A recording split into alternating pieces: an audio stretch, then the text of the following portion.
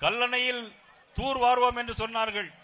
விவசாயிகளின் மாநில நலனில் அக்கறை இருந்தால், விவசாயிகளின் நலன் அக்கறை இருந்தால் கல்லணை பகுதியை கால்வாய்களை தூர்வார வேண்டுமா வேண்டாமா? அதற்கெல்லாம் இப்பொழுது மத்திய அரசு நிதி ஒதுக்க போகிறது. கிட்டத்தட்ட 2000 கோடி ரூபாய்க்கு மேலாக மத்திய அரசு கல்லணையினுடைய கால்வாய்களை தூர்வார போகிறது. மத்திய அரசுடைய திட்டம்.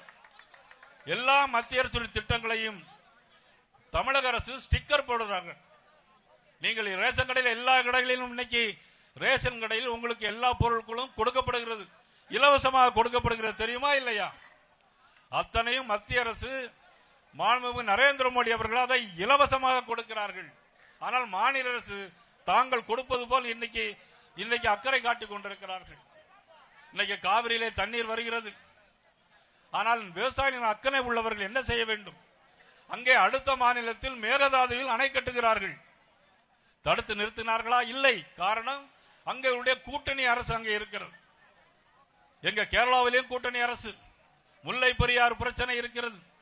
ஆனால் கர்நாடகத்திலும் இன்றைக்கு மேகதாதுலே குறுக்கே அணை கட்டி கொண்டிருக்கிறார்கள், பார்த்து கொண்டிருக்கிறார்கள் நமது தமிழ்நாட்டுடைய முதலமைச்சர் அவர்கள்.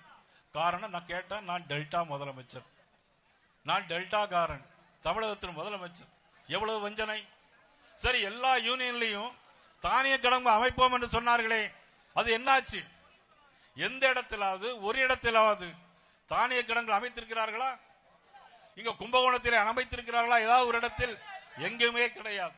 ஆனால் சொன்னது 10,000 கோடி ரூபாய்க்கு நீர் மேலாண்மை திட்டம் கொண்டு வருவோம், எல்லா ஒன்றியத்திலும் தானிய கிடங்கு அமைப்போம், இப்படியெல்லாம் சொல்லிக்கொண்டு இன்றைக்கு அவர்கள் செய்து கொண்டிருப்பது படிப்பது ராமாயணம், இடிப்பது பெருமாள் கோயில் போல இன்னைக்கு ஆட்சி நடத்தி கொண்டிருக்கிறார்.